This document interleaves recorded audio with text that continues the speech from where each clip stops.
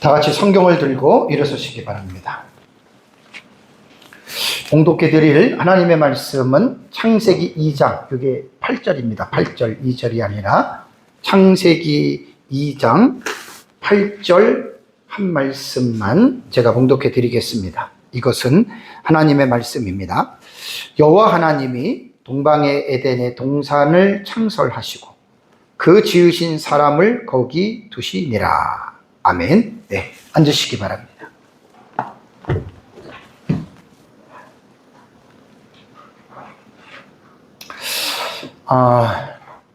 오전 예배 시간에는 창세기에 기록된 그 톨로도트라고 하는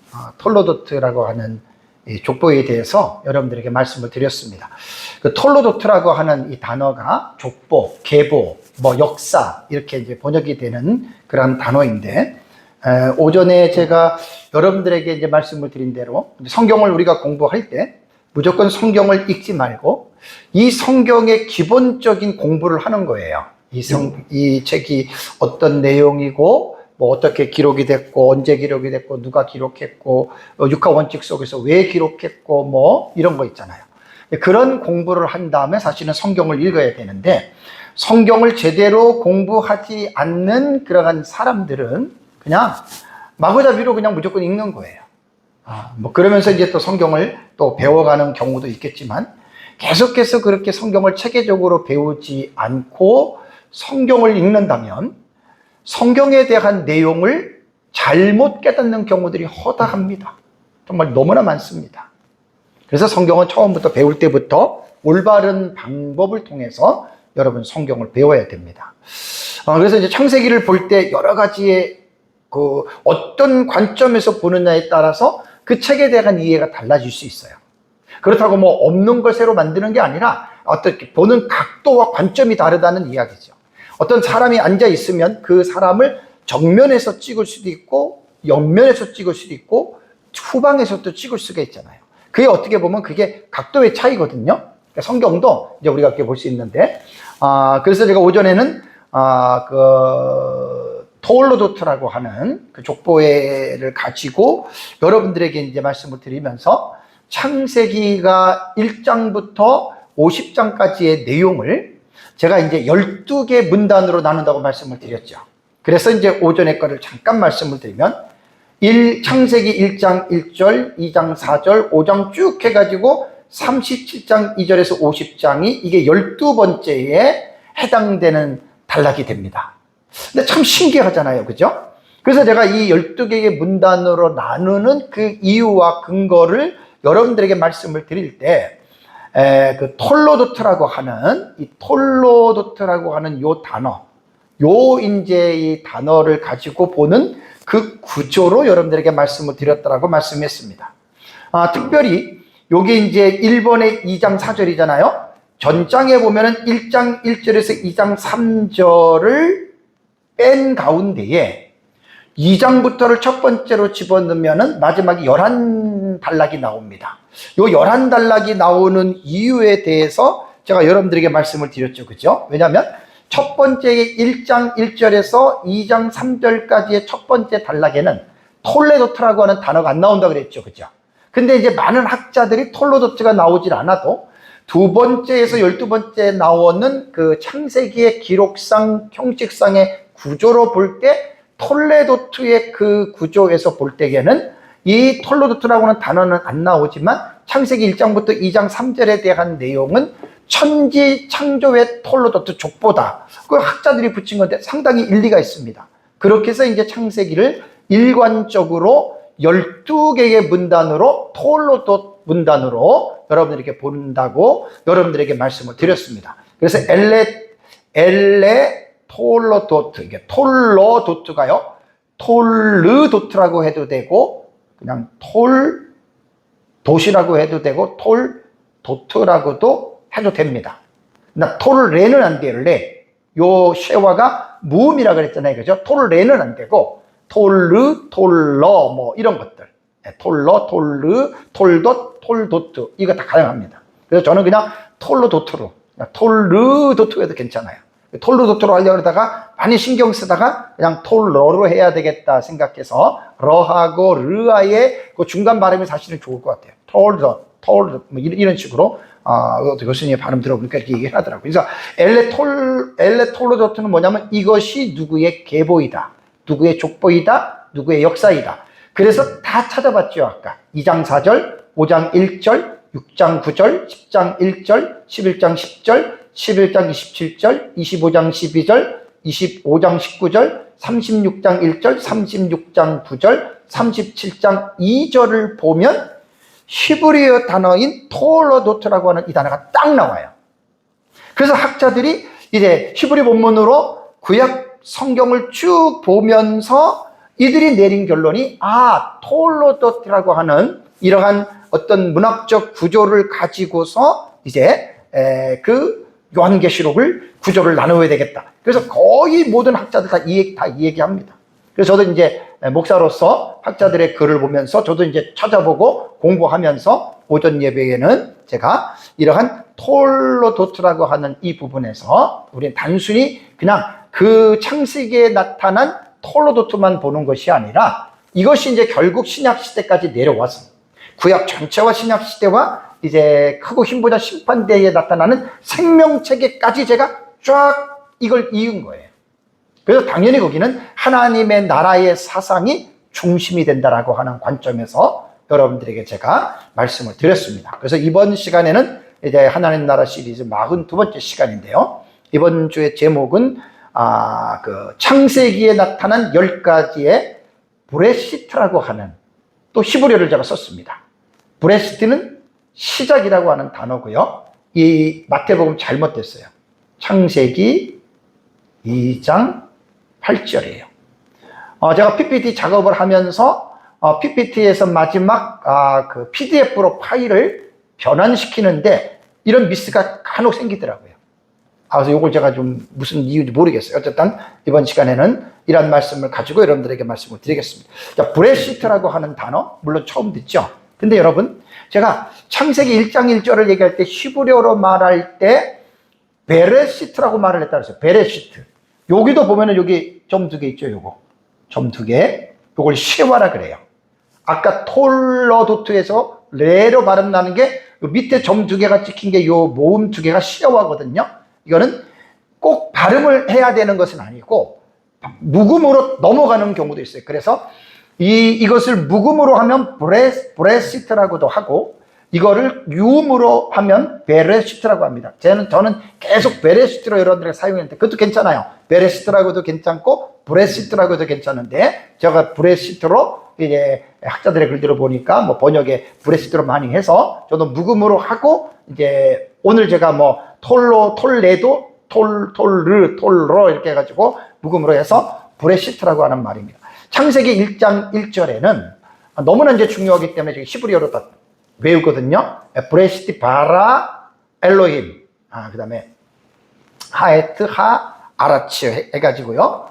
샤샤마임 그렇게 하는 것은 뭐냐면 그러니까 처음에 창조했다. 엘로힘 하나님이 히브리 문장은 이렇게 나갑니다.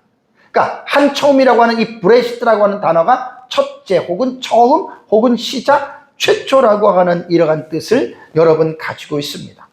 그러니까 이제 창세기 1장 1절에는 바로 이제 하나님에 대한 하나님께서 이제 이 모든 것들을 이제 천지를 하나님께서 만드셨다라고 하는 여러분 이 부분에 대해서 여러분들에게 말씀을 드립니다. 이제 이번 시간에는 제가 창세기에 나타나는 시작이 도대체 무슨 내용이 무슨 사건이 시작이 되느냐 그거 제가 딱 10가지를 추렸습니다. 물론 세부적으로 들어가면 너무 많아요. 뭐 가정도 만들고 자녀도 낳고 뭐 죽음도 오고 뭐 살인도 나고 싸움 많은데 그냥 중요한 거 딱 제가 10가지만 그냥 추렸어요. 10가지만 추려가지고 창세기에 나타난 제가 10가지의 브레시트라고 하는 시작이라고 하는 이 부분을 가지고 오늘은 제가 이제 말씀을 드립니다. 자, 그러면 창세기 1장 1절에 태초에 하나님이 천지를 창조하시니라. 이 말씀 속에는요, 하나님이라고 하는 존재가 나오잖아요. 그죠? 그런데 우리 생각에는 성경에 시작되는 책에서 하나님이 나오니까 하나님이 여기 처음 나오네. 좋습니다. 하나님이 처음 나오기는 나오는데 창세기에서는 5절에 말씀드렸죠. 하나님에 대한 무엇을 말하지 않았다 그랬어요? 하나님에 대한 존재는 예를 들자면 하늘과 땅이 시작하는 시점이 있잖아요. 그게 브레스트예요. 그게 태초예요. 그 시점이 있는데 하나님은 언제부터 하나님이 계셨는지에 대한 시작은 없어요. 창세기뿐만 아니라 성경 전체를 볼 때에도 하나님은 언제 존재했는지에 대한 말은 없고, 오전에 말씀드린 대로 하나님의 자존성이 있죠. 자존성. 하나님의 자존성 문제로 볼 때에는 성경은 뭐라고 얘기를 했습니까? 하나님은 영원 전부터 언제까지? 영원까지 하나님은 존재하시다. 이게 하나님에 대한 가장 정확한 정보예요. 그래서 이제 I am that I am. 나는 나다. 이걸 우리말로 좀 의역을 해서 나는 스스로 있는 자다. 셀프 이그지스턴스예요. 자존성. 스스로 존재한다. 그러면 창세기 1장 1절에서 신적인 존재인 하나님이 시작됐다라고 하는 의미는 하나님이라고 하는 신의 이름이 처음 나올 뿐이지 이 하나님의 존재에 대한 시작은 없다라고 하는 거, 여러분 이거를 꼭 기억하셔야 됩니다. 자, 두 번째는요, 창세기 1장에 보면은 태초에 하나님이 무엇을 했다고요? 천지를 하샤마임 에트 하 에레츠입니다. 하 에레츠가 사마임이에요. 그러니까 땅과 하늘을 하나님께서 만들었다. 그러니까 태초에 하나님이 천지를 창조했다. 그러니까 여기에서 말하는 브레시트라고 하는 이 단어가 시작이란 말이에요. 시작. 처음. 그래서 여기서 창세기 1장의 1절은 천지를 창조하시는 그 시작입니다, 여러분. 이걸 꼭 기억하세요. 70인 역본에는 헬라어로 보면은 엔 아르케로 되어 있습니다. 똑같습니다. 브레시트하고 같은 히브리하고 헬라어 말인데 이것도 시작이라는 말입니다. 영어는 in the beginning입니다. 시작이라고 하는, 여러분 이제 이 부분을 이제 성경에는 말을 하고 있고요. 그런데 아까 그 70인 역본에서 그 제목은 제가 NRK가 아니라고 그랬어요. 그죠? 그거는 게네시스라고 하는 그 헬라어 단어로 얘기를 한 거고. 자, 그러면 이제 성경을 보면 신약 성경에 요한복음 1장 1절과 요한일서 1장 1절에는 뭐가 나오냐면 태초라는 말이 나옵니다. 태초에 말씀이 계시니라 그랬죠. 그죠? 영원 전부터 있었던 생명의 말씀에 관해서는 이라고 하는, 여러분 이 말씀이 태초라고 하는 말이 나오거든요. 그런데 우리말은 똑같은 태초인데 헬라어를 봐도 요한일서 1장 1절도 엔 아르케예요. 70인 역본 브레시트도 엔 아르케 똑같습니다. 그럼 여기서 글자가 단어가 같다고 의미까지 같지는 않아요. 틀린 경우가 있는데 대체적으로 이런 경우가 그렇습니다. 그러니까 요한복음 1장 1절과 요한 1서에서 나오는 여러분 1장 1절의 말씀은 뭐가 다르냐면, 요한복음 1장 1절과 요한 1서 1장 1절에는 태초라고 하는 말은 뭘 말하냐면 예수 그리스도의 존재를 묘사할 때 사용했던 태초예요. 그러니까 예수 그리스도의 묘사가 태초에 말씀이 계시니라 이 말씀이 하나님과 함께 계셨으니 이 말씀은 곧 하나님이다. 그 말씀이신 하나님이 예수 그리스도신데 그분의 태초는 뭐예요? 아까 제가 조금 전에 말씀드렸잖아요. 하나님은 시작하는 시점이 있어요, 없어요? 없어요. 그러니까 태초에 말씀이 계셨다라고 하는 말은 예수 그리스도께서 영원 전부터 계셨다라고 하는 그 태초를 말하는 거지, 천지가 창조되는 그 시간의 시점, 그거하고는 전혀 다르다는 말입니다. 그래서 여러분들이 요 태초에 대한 요 부분은, 그래서 이제 두 번째의 시작은 뭐냐면 창세기 1장 1절에는 아무것도 없었어요. 여러분, 태초에 하나님의 천지를 창조하시기 이전에는 뭐가 있었느냐? 아무것도 없었습니다. 어떤 사람들은 깜깜한 것밖에 없었다. 아니, 깜깜함이 어디 있어요? 흑암과 빛이 어디 있어요? 하나님 창조물이죠. 그러니까 아예 물리적인 세계가 없었습니다. 하나님이 천지를 창조하시기 전에는. 그러니까 창세기 1장 1절에는 뭐가 시작이냐? 이 세상이 시작이 됐다. 형이 하에 속해 있는 물질 세계, 가시적으로 볼 수 있는 가시적인 세계가 시작이 됐다. 그러니까 여기서 이제 시간이라고 하는 우리가 사용하는 24시간은 시간 있잖아요. 그죠? 시간의 개념이 이때부터 시작이 되는 거예요. 그리고 공간의 개념도 이때부터 시작이 되는 거예요. 그래서 천지 만물의 시작을 알리고 있다라고 하는 거 두 번째 얘기를 하고요. 다음에 세 번째는요. 세 번째는 에덴 동산이라고 하는 거 우리 잘 알잖아요. 그죠? 창세기 2장 8절 아까 봉독해 드린 말씀입니다. 에덴 동산이 시작된 거예요. 그러니까 사람이 걸 수 있는 아주 좋은 쾌락적인 아주 행복한 그러한 장소. 그게 바로 에덴이라고 하는 말이거든요. 창세기 2장 8절을 보면 여호와 하나님이 동방의 에덴에 동산을 창설하시고 에덴의 동산을 창설하시고 그 지으신 사람을 거기에 두시니라.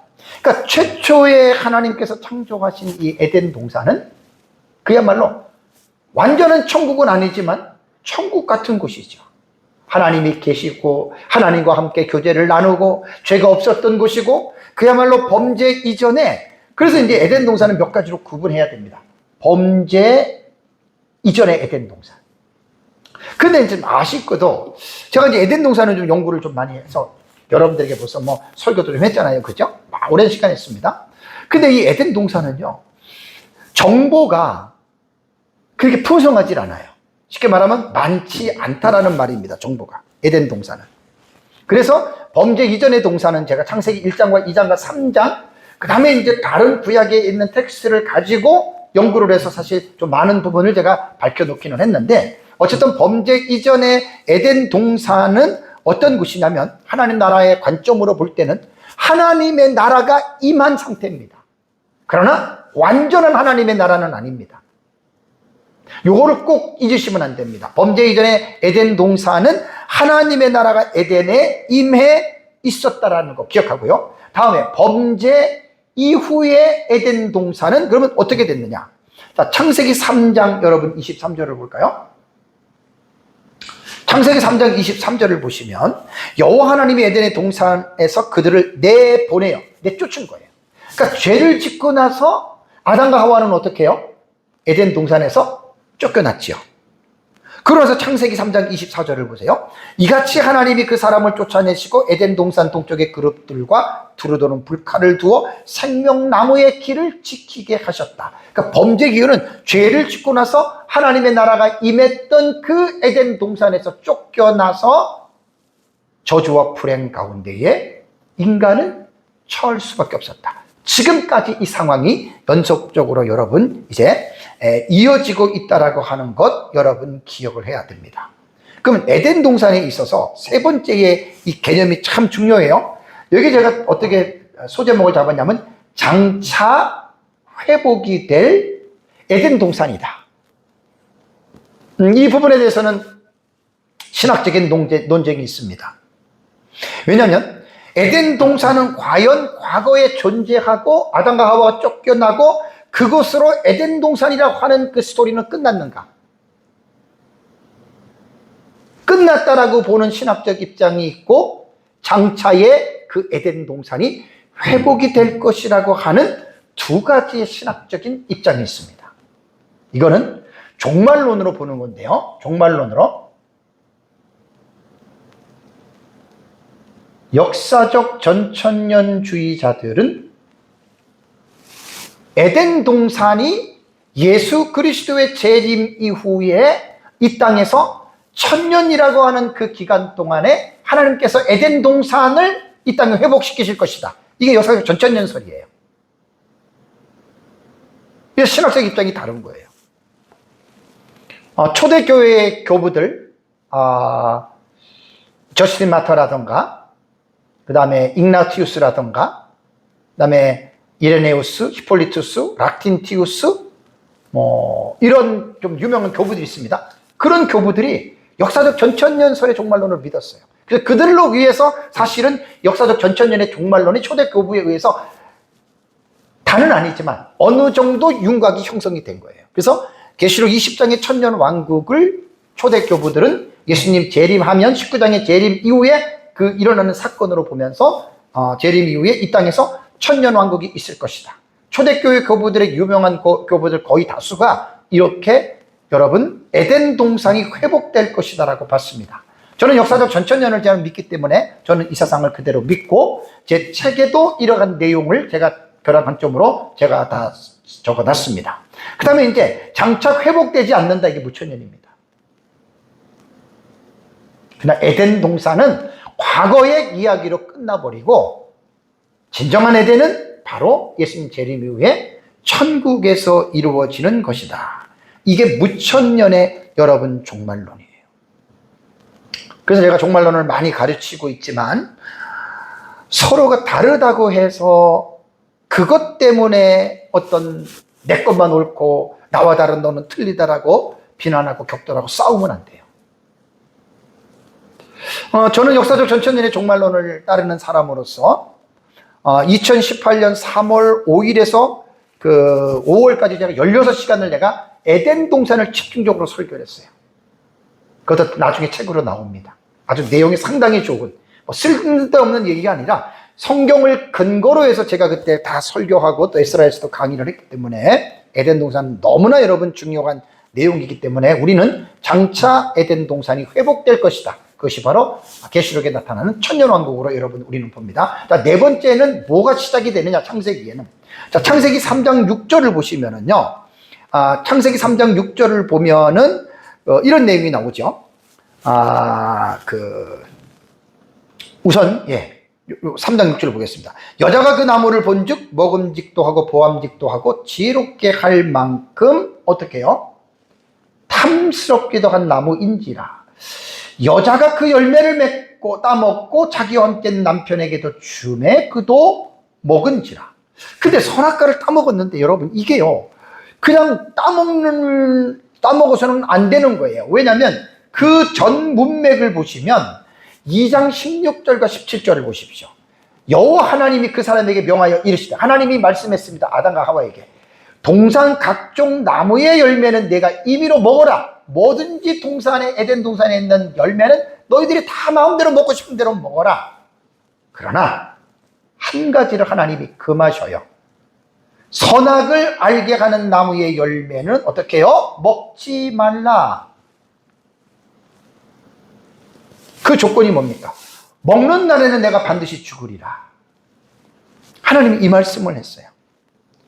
그러고 나서 이제 3장 6절로 돌아가면 하와가 먼저 그 선악과를 따먹고 아담에게도 주고 죄인이 된 거예요. 그러고 나서 그때부터 인간 세상에 어떻게 반드시 죽으리라고 그랬잖아요. 이 죽음이 인간 세상에 임한 거예요. 그래서 죽음은 제가 세 가지로 말씀드렸잖아요.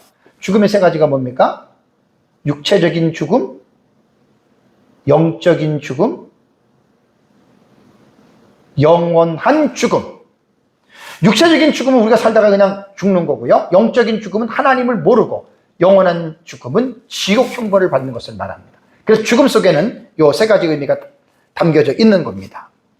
요건 제가 이제 본문을 들어갈 때 다 자세하게 설교를 합니다. 그때 들어가면.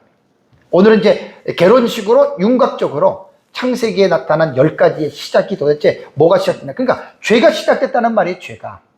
하마르티아라고 하는 단어는요, 헬라어 단어는 관역을 빗나가는 거예요.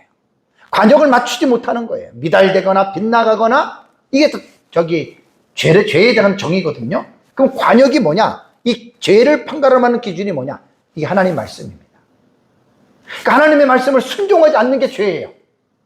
죄의 정의는 우리는 여러분 그렇게 내리고 있다라고 하는 말입니다. 다음에 다섯 번째, 창세기에는 무엇이 시작되느냐? 복음이 시작이 됩니다. 아주 창세기 3장 15절 너무나 중요한 부분이기 때문에 여러분들에게 참 제가 많이 말씀을 드렸던 내용이죠.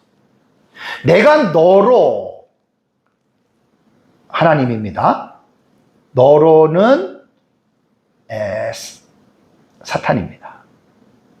겉으로는 뱀으로 나타나죠. 내가 너로 여자와 원수가 되게 하고, 그 다음에 내 후손도 여자의 후손과 사탄과 뱀을 같이 봐야 돼요. 후손을 얘기합니다. 원수가 되게 하려니 여자의 후손이 나오죠. 내 머리를 상하게 할 것이요 너는 그 발꿈치를 상하게. 서로가 원수 관계에서 싸우는 격돌 관계로 들어간다는 거예요. 그래서 창세기 3장 15절은 이걸 원시복음이라고 해요. 원시복음.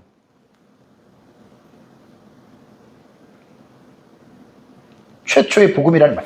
처음 기쁜 소식, 처음으로 복음에 대한 그 사실이 창세기 3장 15절에 나온다. 그 되게 중요한 본문입니다. 그래서 이제 구속사라든가 하나님의 나라에 대한 이 사상으로 성경을 연구하시는 분들은 창세기 3장 15절이 우리에게 너무너무 중요한 의미를 주는 겁니다. 그러면 이 창세기 3장 15절에서 중요한 건 뭐냐면 이 여자의 후손입니다. 여자의 후손.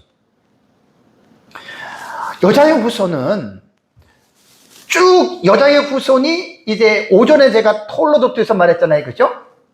아담부터 시작해서 노아, 아브라함, 다윗,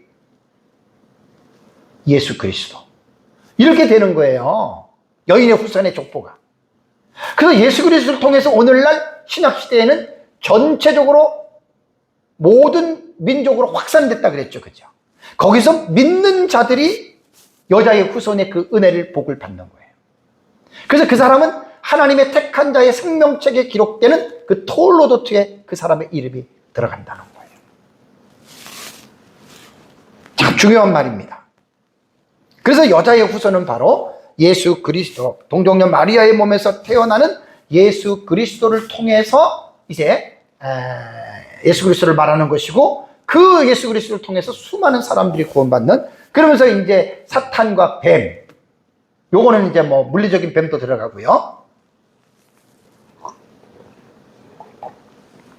뱀 속에 존재했던 사탄도 같이 이제 우리가 이 본문은 그렇게 보면 됩니다. 그래서 이 본문은 제가 이제 창세기 3장 15절 본문에 대한 설교를 할 때 하나님 나라의 관점에서 좀 더 자세하게 제가 이제 정리를 해서 여러분들에게 말씀을 드리기로 하겠습니다. 다음에 6번째, 창세기에서는 무엇이 시작이 되는가? 인류가요, 아까 그 창세기 제가 말씀을 드릴 때에 3장부터 시작해가지고 11장까지는 모든 민족이 이렇게 분리가 되잖아요. 그죠? 그런데 창세기 4장을 보면 아담의 자손들 가운데에 가인의 후손과 아벨의 후손이라고 하는 두 부류가 딱 갈라지는 시작점이 나와요. 창세기 4장 8절을 보면은요, 자, 가인이 형이죠. 그죠? 그 아우 아벨에게 말하고 아벨을 쳐 죽이니라. 최초의 살인사건이 시작이 됩니다. 인류 역사에서 누가 처음 살인자냐? 이게 바로 가인입니다. 자기 동생을 죽인 겁니다. 그리고 나서 가인이 여호와 앞을 떠나 에덴 동쪽 놋 땅에 거주하더니, 이미 뭐 에덴 동산 이제 들어가는 게 아니고 이제 하나님 앞을 떠나가지고 이제 에덴 동쪽 놋 땅에서 거주했다. 그러면서 이제 창세기 4장을 보면 어떻게 돼요? 가인의 후손의 톨로도트가 나옵니다. 가인의 후손의 톨로도트가. 그 톨로도트 구문론으로 볼 때 이렇게 나온다는 말이에요. 다음에 이제 여러분, 창세기 4장 25절, 26절이 여러분 중요해요. 자, 창세기 4장 25절과 26절이 왜 중요하냐면 성경을 보십시오. 아담이 다시 자기 아내와 동침함에 그가 아들을 낳아 이름을 뭐라고 했습니까? 셋이라고 지었습니다.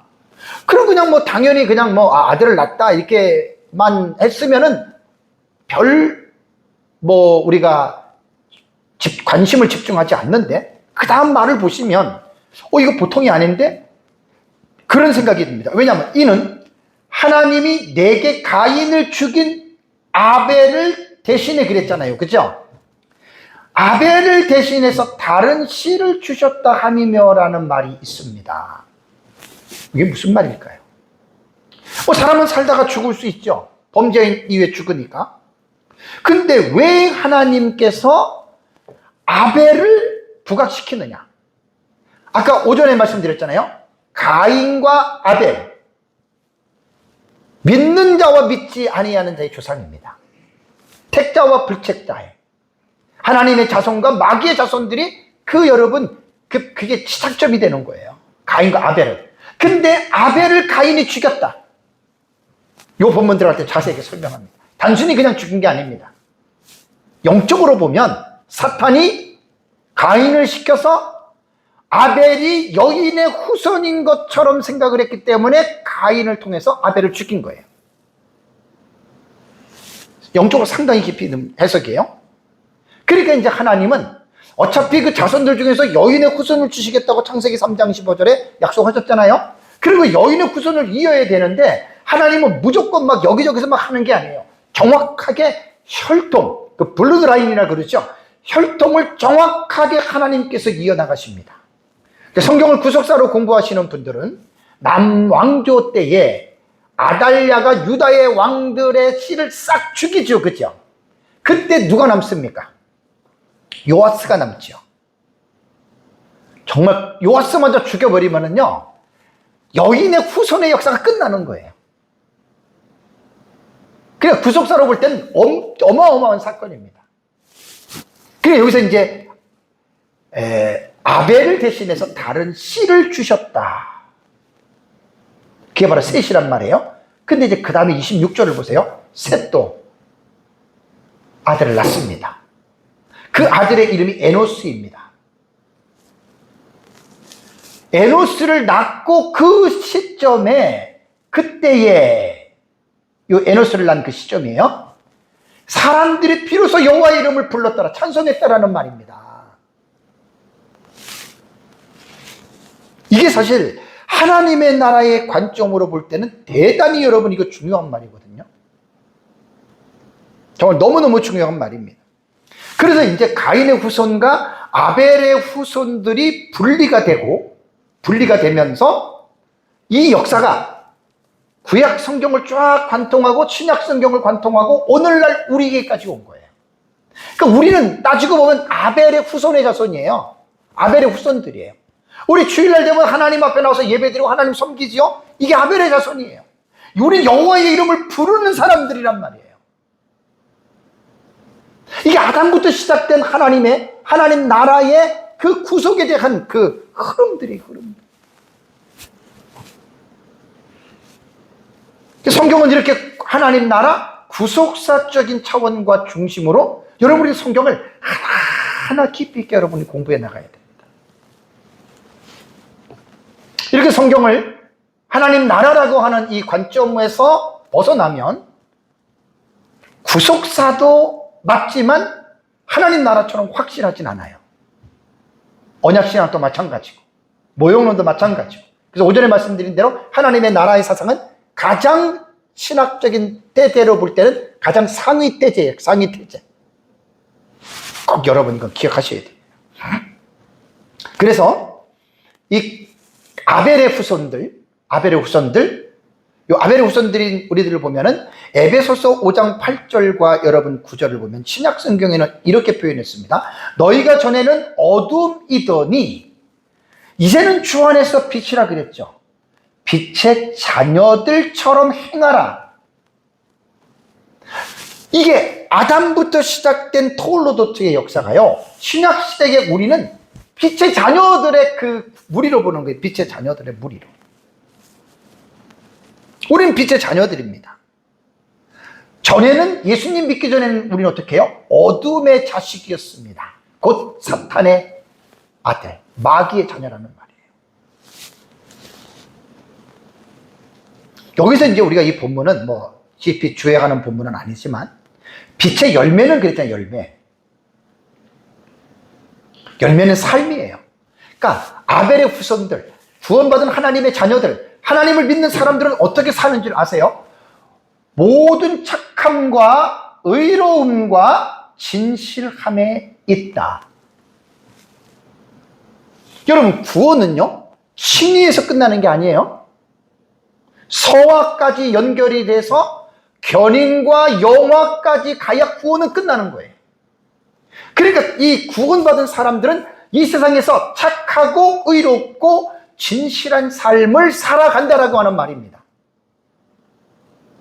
이게 아벨의 후손들인 빛의 아들들의 삶에 대한 이 부분을 쭉 연결하고 있는 것입니다. 그래서 야고보의 그 책을 보면은 믿음과 행함에 대한 여러분 이 부분을 정확하게 말을 하고 있고, 자, 그렇다면 가인의 후손들은 어땠습니까? 이거 제가 그 하나님 나라 시리즈 서론할 때 다 했던 부분이에요.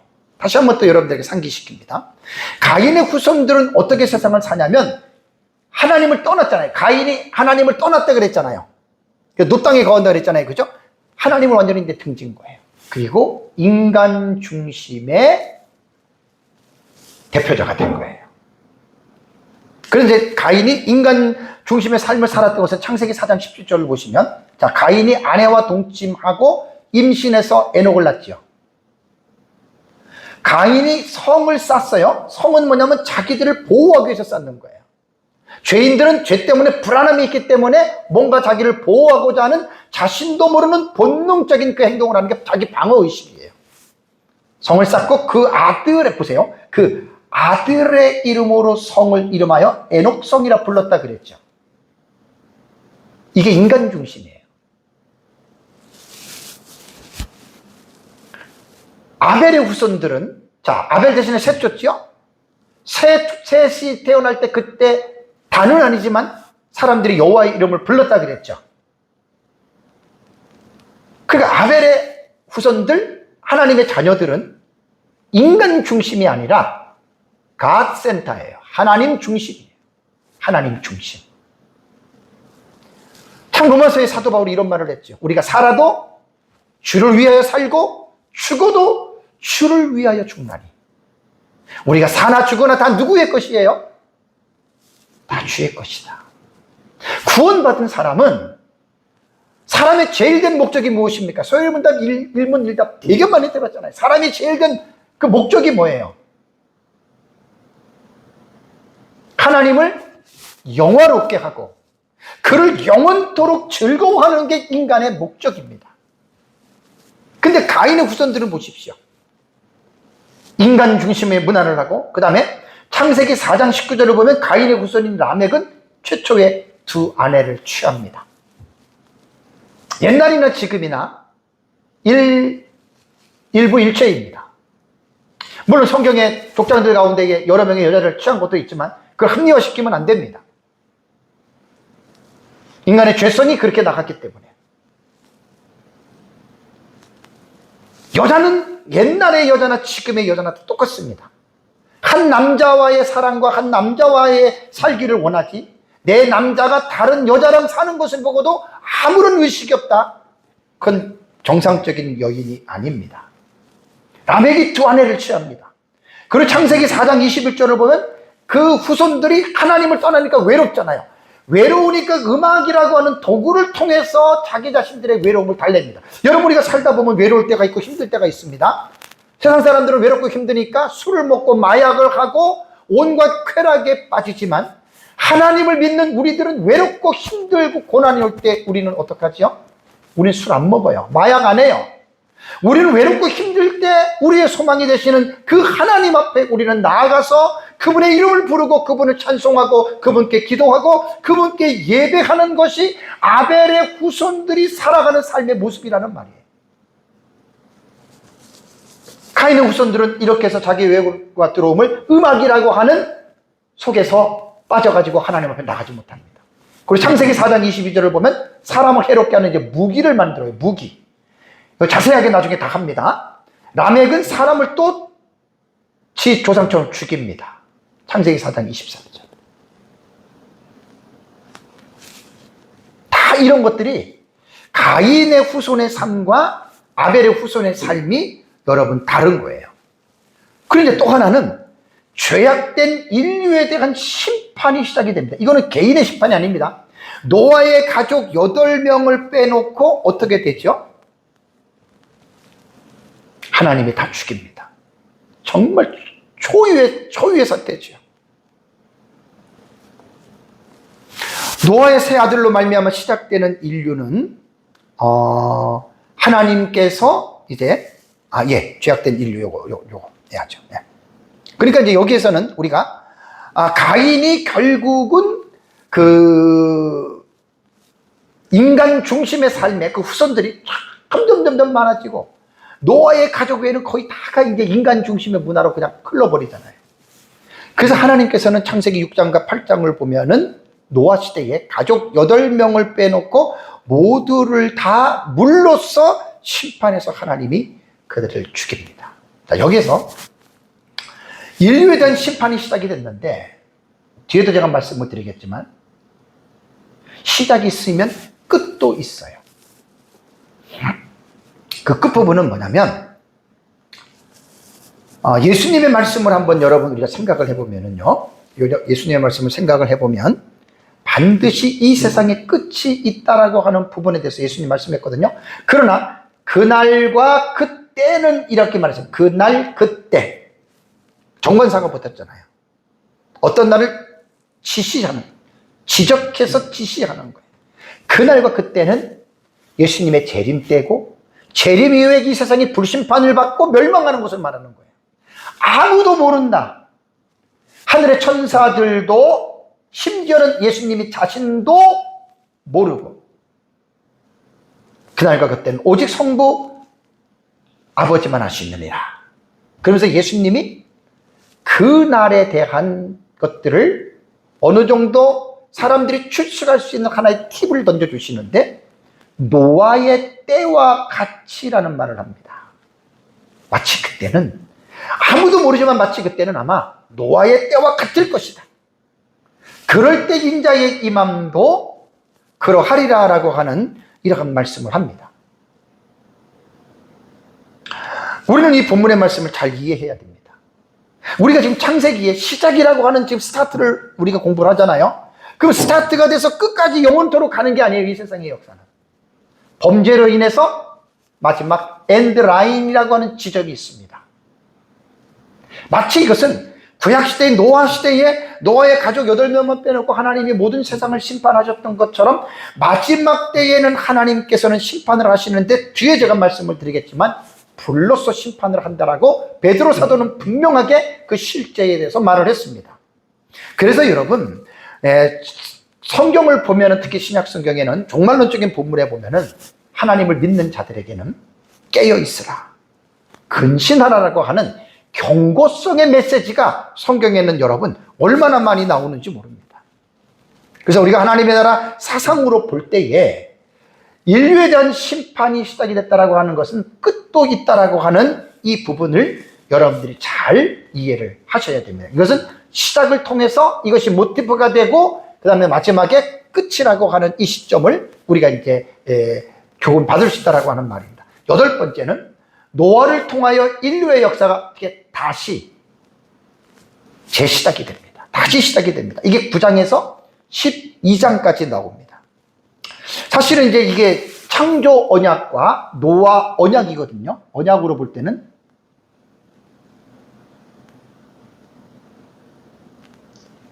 창조 언약과 노아 언약이에요.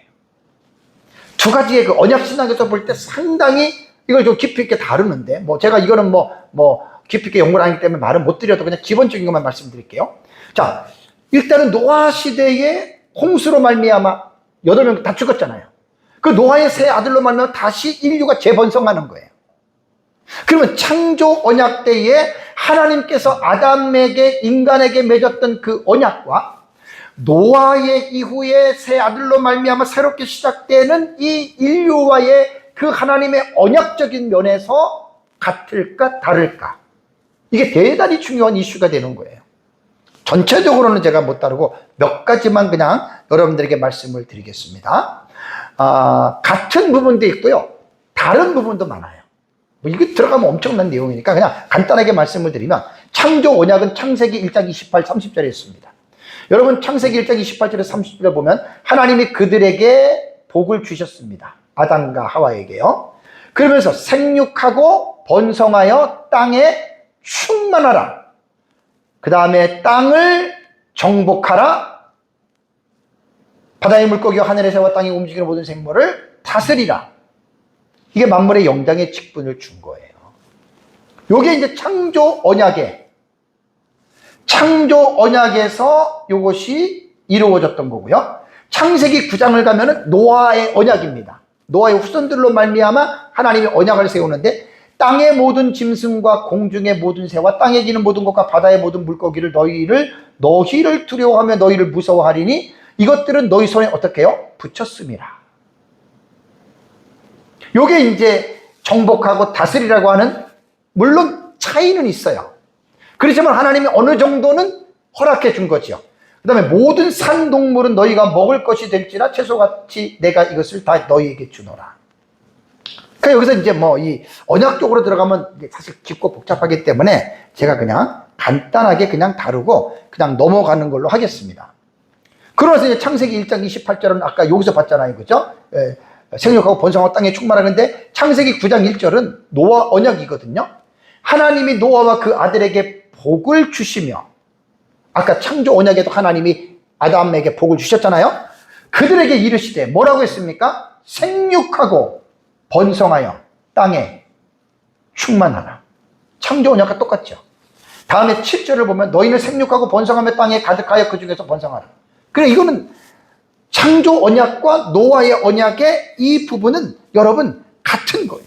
하나님이 인간에게 복을 주시는 것은 동일하다. 다만 창조 언약 때에는 범죄 이전이고 노아 언약 때에는 범죄한 이후에 주는 것이기 때문에 거기에서 주어지는 것들은 좀 다르다라고 하는 거, 이것만 여러분들이 먼저 기억을 하시면 됩니다. 그러면서 이제 여기에서 노아 언약에서 주어지는 하나님의 나라의 또 관점들이 있어요.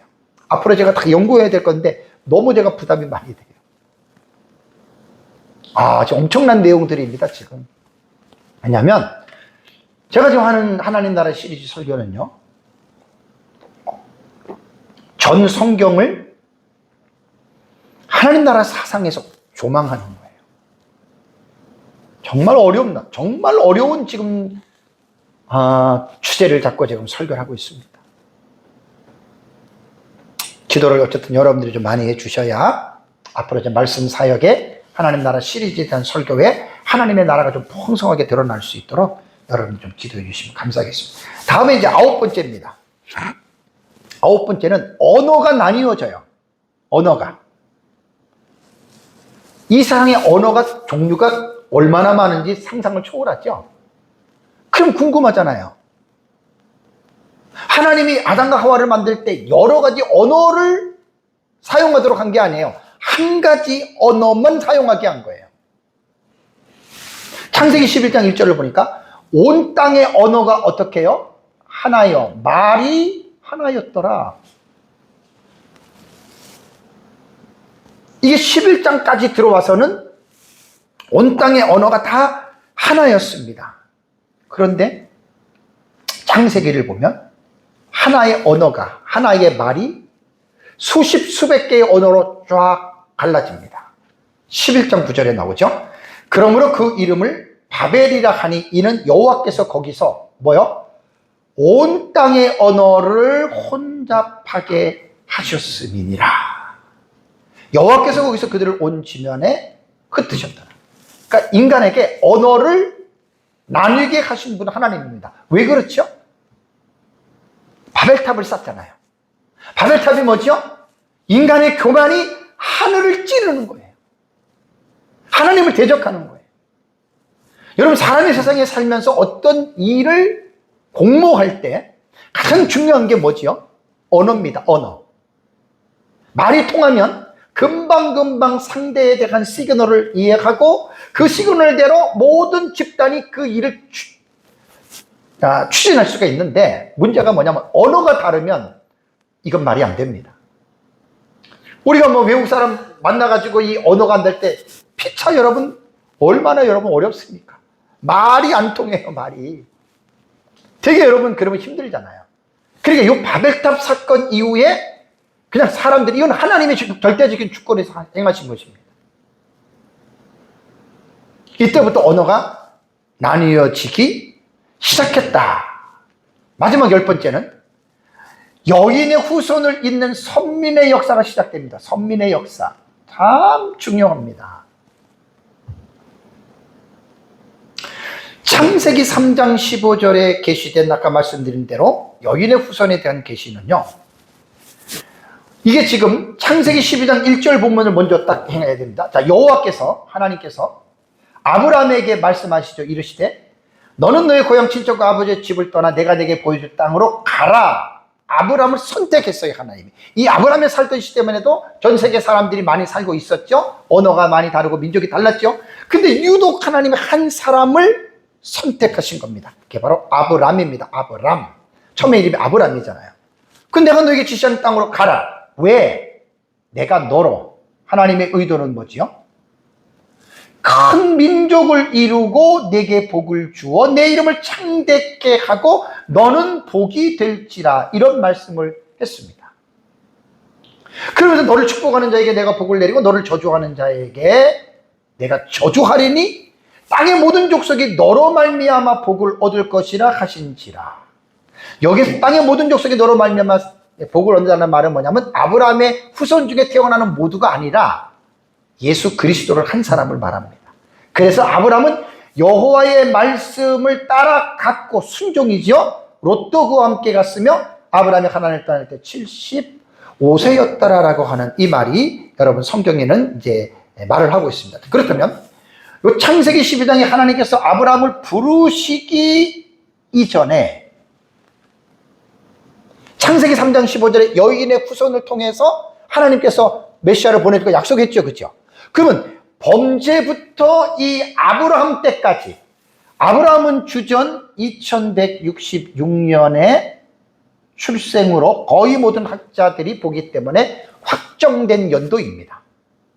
근데 아브라함의 이전 시대로 갈 때는 학자들마다 연대기가 다르기 때문에 확정된 연표를 안 써요. 그러면 주전 2166년 이전까지는 아담과 하와가 범죄하고 나서 하나님께서는 여인의 후손의 맥을 이어나가셨는데 어떻게 이어나간 줄 아세요? 하나님만 아시는 아맘리의 여인의 후손이 이루어졌습니다. 물론 우리는 성경을 통해서 아담의 톨레도트, 노아의 톨레도트를 통해서 아브람까지 내려오는 대수로는 한 20대 정도가 되는 그 대수예요. 그걸 통해서 여러분 우리는 그 선민에 대한 블루드 라인이라고 그러죠. 혈통이라고 그러죠. 피의 어떤 그 라인을 통해서 하나님께서 여인의 후손을 이어나왔는데 아브람 때에 대해서는 상황이 완전히 달라집니다. 어떻게 달라져요? 아브람 이전에는 성경을 보면은 하나님이 다른 사람에게 공포를 안 했습니다. 이게 상당히 지금 깊은 내용이에요, 이거는. 왜냐하면 에덴 동산에서 아담과 하와가 범죄하고 나서 하나님께서 그들에게 그 죄에 대한 어떤 벌칙을 내릴 때 누가 있었어요? 아담 있었죠? 하와 있었죠? 그 다음에 뱀 있었죠? 사탄이 있었죠? 요 네 존재들이 있었어요. 이들에게 여인의 후손에 대한 계시를 한 거예요. 근데 아담과 하와는 죽었어요. 뱀도 죽었어요. 사탄만 남은 거예요. 사탄은 지금까지도 기억하고 있습니다. 물론 예수님을 통해서 놓쳐진 거죠, 그거는. 그러다가 이게 이제 아브람 때에 하나님께서 쉽게 말하면 공포한 거예요. 고지한 거예요, 지금. 사탄에게도 모든 사람들에게.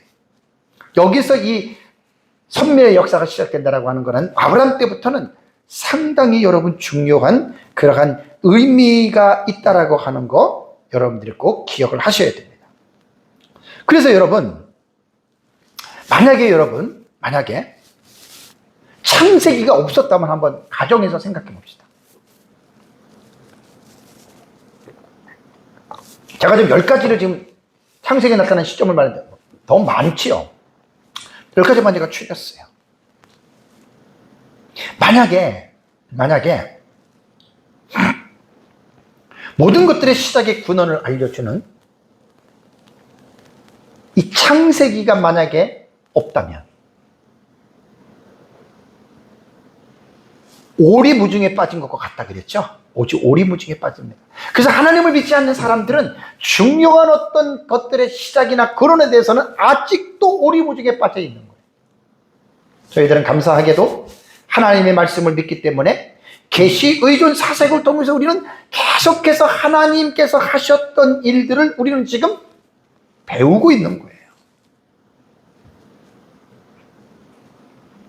사랑하는 성도 여러분, 제가 이번에 설교하는 주된 목적은요, 목적이 분명합니다. 하나님의 나라 시리즈입니다. 하나님의 나라를 중심으로 성경 전체를 지금 정리한다라고 여러분들에게 말씀을 드렸습니다. 계속해서 말씀을 드리지만 성경을 아무리 읽고 연구하던 사람이라도 그 성경 속에서 하나님의 나라를 깊이 있게 보지 못한다면 그 사람은 성경을 잘못 보는 거예요. 그리고 아까도 말씀드린 대로 좀 오해가 하시면 안 됩니다. 제가 지금 보는 관점에서 하나님의 나라를 이어가는 것 깊이 있게 공부하지 않는 사람들은 사실 제 말을 이해 못해요. 이해할 수가 없어요. 그냥 하나님 나라 그냥 간단하게 신학교에서 배웠던 거, 리델보스나 게랄더스보스나 아니면은 조지레드나 그 사람들의 그 대작의 책이 있잖아요. 그런 책 읽고 엄청나게 깊은 거 그건 이해하기도 힘든 책들이에요, 사실은. 웬만하게 공부 안 하는 사람은 이해 못 해요. 그냥 하나님 나라 그냥 그렇게만 말하고 끝나는 게 아니라는 거예요. 저는 그것보다 더 깊이 있는 성경의 각 절절마다 하나님의 나라라고 하는 관점에서 지금 이걸 공부하고 있다고 하는 거. 저는 20년 전에 이미 공부했다고 얘기를 했습니다. 그래서 이 부분은 쉽게 이렇게 이해할 수 있는 건 아니에요. 저도 지금 상당히 지금 어렵고 힘든 지금 작업을 하고 있는 거예요. 그래서 제가 정말 순간순간 하나님을 의지하지 않을 수가 없어요. 계속입니다. 지금. 앞으로도 계속 제가 설교할 걸 생각하면 그 짐이 너무 커요. 이번 주에도 이 오전과 오후 예배 설교 준비하면서 얼마나 여러분 제 짐이 무거웠겠습니까? 자, 이제 마지막으로 제가 아까 말씀드린 대로 시작이 있으면 끝이 있습니다. 끝이라고 하는 이 관점 속에서 잠깐 여러분들에게 말씀을 하고 제가 오늘 설교를 마무리하려고 합니다. 자, 시작이라는 말은 끝이 있다라고 하는 뉘앙스를 주는 거예요. 이 세상에 시작이 있다면 이 세상은 끝이 과연 있을까 없을까? 지금도 세상 사람들은 오리무중에 빠져 있어요.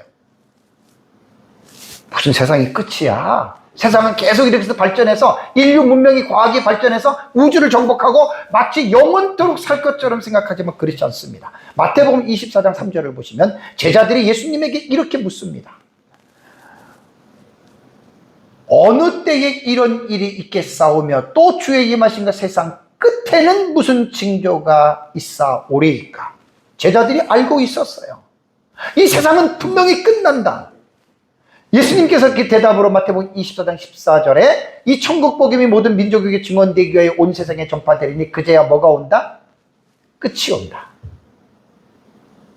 그리고 예수님은 마태복음 28장 20절에 내가 너희에게 본 건 모든 것을 가르쳐 지키게 하라. 볼지어다 내가 세상 끝날까지. 뭘 말하는 거지요? 끝날이 있다는 거예요. 세상 끝날이 있다. 제 말이 아닙니다. 그러면 이 세상 끝에는 어떠한 일이 나타나느냐?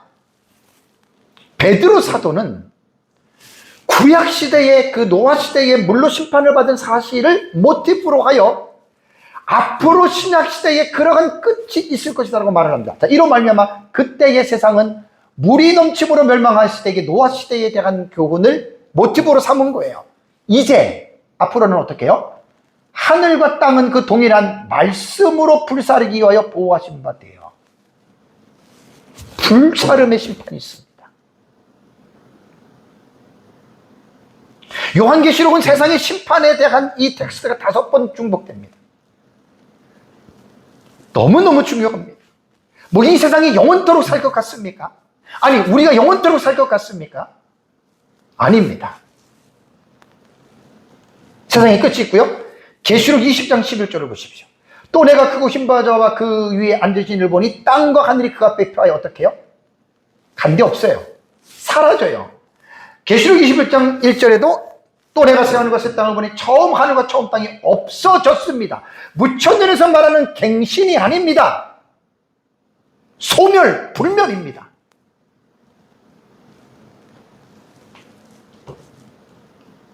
갱신이 되지 않습니다. 없어집니다, 완전히. 신학적 입장이기 때문에 그건 어쩔 수 없는 거고.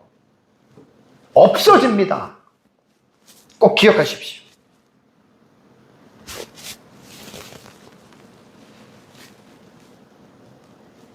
오늘을 살고 있는 여러분, 저와 여러분들은 창세기에서 이제 시작이라고 하는 걸 우리는 이제 공부를 하는 거예요. 시작에서 멈추지 마세요. 지금 진행인데 반드시 언제가 있다? 끝이 있다. 그래서 종말론을 제가 여러분들의 전에 설교할 때 개인 종말론과 우주적인 종말론 두 파트가 있어요. 내가 언제 죽을지 몰라요. 이 세상도 언제 주님이 올지는 몰라요. 제가 지금 성경을 연구하는 것은 하나님의 나라 시리즈이기 때문에 성경에는 창세기부터 계시록까지 하나님의 사상으로 정말 가득하게 담겨져 있습니다. 안타까운 것은 성경을 보면서도 하나님의 나라를 보지 못하는 것이 가장 마음이 아쉬워요. 그래서 그 부분을 계속해서 앞으로 하나하나 공부해 나가니까 이렇게 하나님의 성령이 스승이 되셔서 우리에게 이러한 놀라운 사실들을 잘 가르쳐 주기를 계속해서 기도하시면 감사하겠습니다. 함께 기도하겠습니다.